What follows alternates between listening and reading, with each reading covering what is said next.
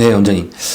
당뇨 환자들이 또 한 가지 가장 많이 듣는 얘기가 인슐린 저항성이라는 얘기를 많이 듣습니다. 근데 인슐린 저항성이라는 말 자체가 당뇨인들에게는 굉장히 익숙한 단어이기도 하지만 굉장히 어려운 단어이기도 합니다.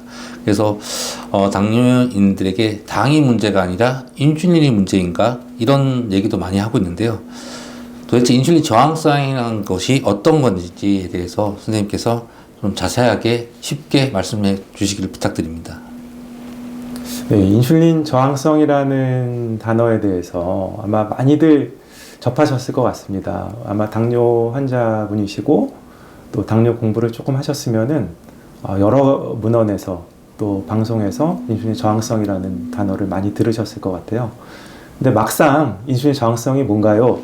라고 여쭈면 아마 정확하게 대답하시는 분이 그렇게 많지는 않을 것 같습니다. 우리가 인슐린 저항성을 이해하기 위해서는 과연 인슐린이 뭔가를 한번 생각을 해봐야 돼요. 근데 우리 인슐린이라는 거는 결국 우리가 그 포도당이라고 하는 그런 에너지를 효율적으로 쓰기 위해서, 그러니까 포도당은 우리 몸에 있는 각 조직과 세포가 가장 유용하게 쓰는 에너지입니다. 근데 그런 에너지가 결국에 그런 세포나 조직으로 들어갈 때 그 잘 들어가게 해주는 그런 열쇠 같은 역할을 하는 것이 인슐린이라고 할 수가 있습니다. 그래서 우리 근육이라든지 지방이라든지 간이라든지, 그런데 에너지가 필요하니까 그때 들어갈 때, 우리 포도당이 들어갈 때 인슐린이 없으면 제대로 들어갈 수가 없는 것이죠. 그래서 인슐린이 아예 나오지 않는 경우를 우리가 일형당뇨라고 이렇게 얘기를 하고 있습니다. 근데 문제는 이런 인슐린이 잘 나오는데도 제대로 역할을 못하는 경우가 있다는 것이죠.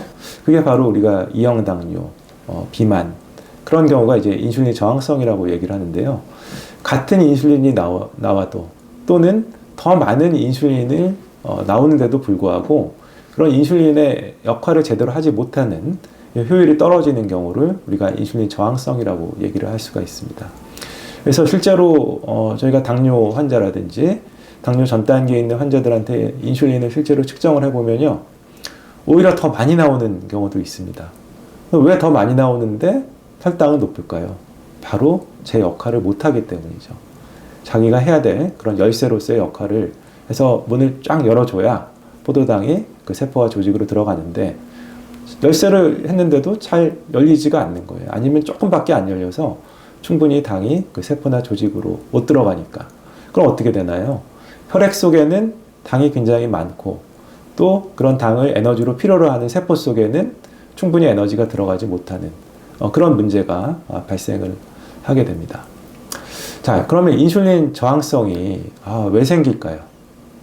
인슐린 저항성이 생기는 여러 가지 기전들이 많이 있습니다만은 가장 보편적이고 일반적인 거는 우리가 비만이라고 얘기할 수가 있겠습니다. 자, 우리가 지방 조직은요, 사실 굉장히 필요한 조직입니다. 그래서 아주 적절한 지방 조직이 우리가 필요하고요. 여분의 에너지를 잘 저장을 하고 가둬두는 그런 역할을 한다고 볼 수가 있겠죠. 근데 너무 과할 때 어떻게 되는? 그게 문제입니다. 너무 에너지 섭취가 과하게 돼서 지방이 쌓이게 되면 점점 그런 지방이 있지 않아야 할 곳에 쌓이게 됩니다. 그것을 우리가 이소성 지방이라고 얘기를 하는데, 근육 같은데 지방이 쌓이게 된다든지, 간에 지방이 쌓이는 그런 지방간 또 상태가 되고, 또 내장 지방이 쌓이고, 그런 단계가 되면은 그런 지방들이 이소성 지방들이 인슐린의 그 신호 전달 체계 자체를, 그러니까 인슐린이 역할을 잘 못하게 방해를 하게 되고요. 그런 지방에서 나오는 염증성 물질 같은 것들이 또 역시 인슐린의 작용을 또 방해를 하게 됩니다. 그러면서 인슐린의 저항성이 더 악화되는 그런 상황이 발생을 하게 되면서 문제가 더 심각해지게 되는 것이죠. 자, 그러면은 우리가 인슐린 저항성을 어떻게 되돌릴 수가 있을까요? 아까 말씀드린 것처럼 우리 인슐린 저항성이 그런 이소성 지방에 의해서 생겼다. 또 내장 지방에 의해서, 또 지방간에 의해서 그런 것들이 발생을 하기 때문에 우리의 체형을 바꿔야 됩니다.